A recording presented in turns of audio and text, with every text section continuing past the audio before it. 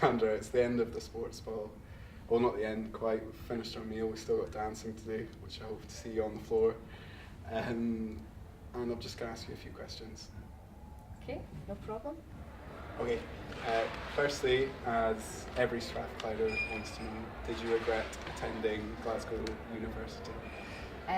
No, I thoroughly enjoyed Glasgow University, but we had a very healthy rivalry between Strathclyde and Glasgow at the time when I was swimming. Way back in, what was that, 1976, 77? So heated, did it ever? We had quite a good camaraderie, to be quite honest. It's not too aggressive or anything like that? No, not at all. We all had a good time. You'd won your first Commonwealth medal when you were 16. So how was it at university? Were you still a standard above, or did you feel that, or was it just friendly? It was quite friendly, but we obviously eventually I did go to the World Student Games. Oh, you did? When I was at Glasgow University. And obviously it was quite a big team. People from Strathclyde University were there as well. A very good friend of mine actually was there as well.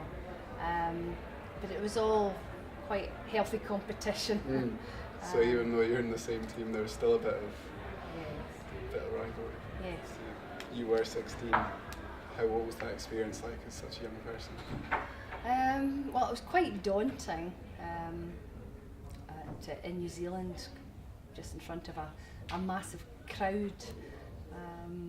I hadn't experienced anything like that before, and it was quite frightening and but exciting at the same time. Yes.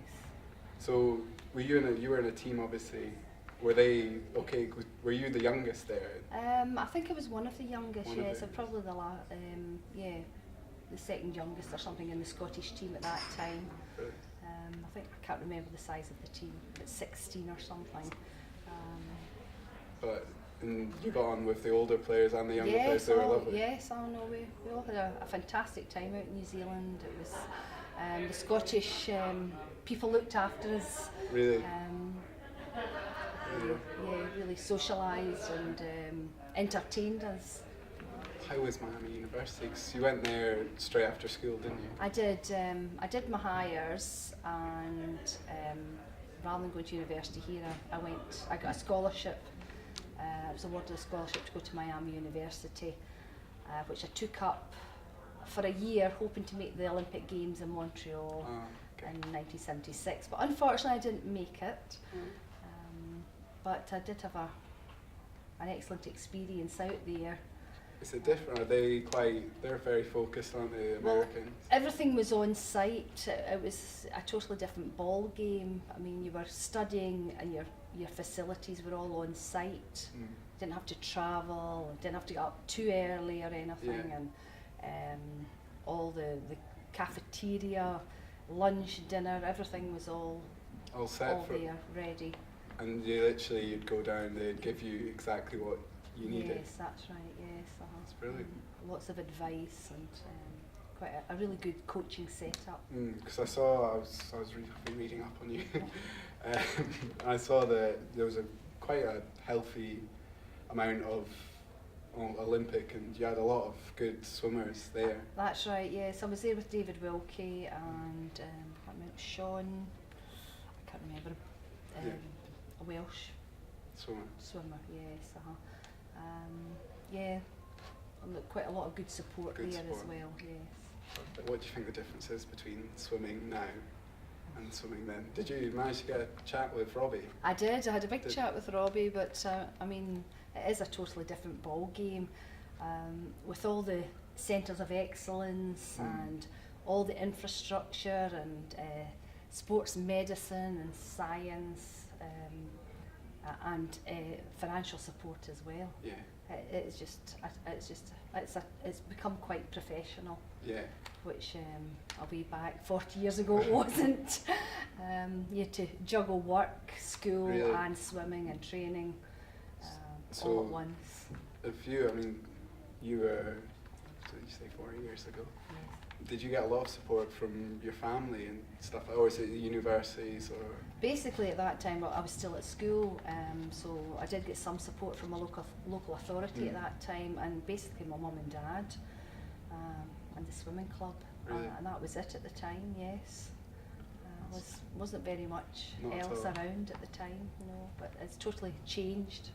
So do you think with the difference, do you have to have more drive back then to get to the highest level, or do you think that it's the same drive, it's just a different setup? I think back then there maybe wasn't as many opportunities as they have Yeah, now, now. as the swimmers have nowadays, or children have nowadays. There's such a variety of sports nowadays that they can all experience, whereas there was not as many way back 40 years ago, and sort of channeled my energies into swimming. But I think everybody's still all fighting for the same goal nowadays. It's just a different era. So next, you retired twice. I did. 'Cause you came back, was it 86? I came back, yes, I retired in about 1980, and then I came back about 1985 for the 1986 Commonwealth Games.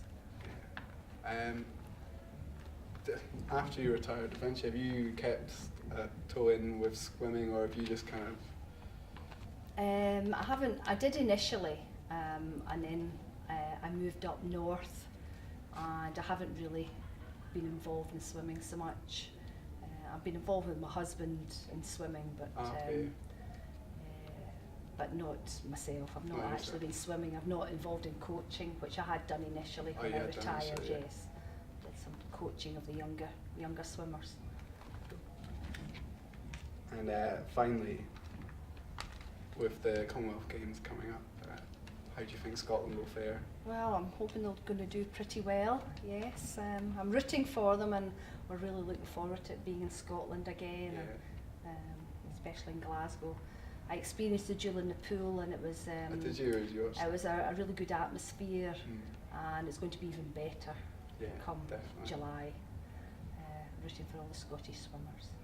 Perfect.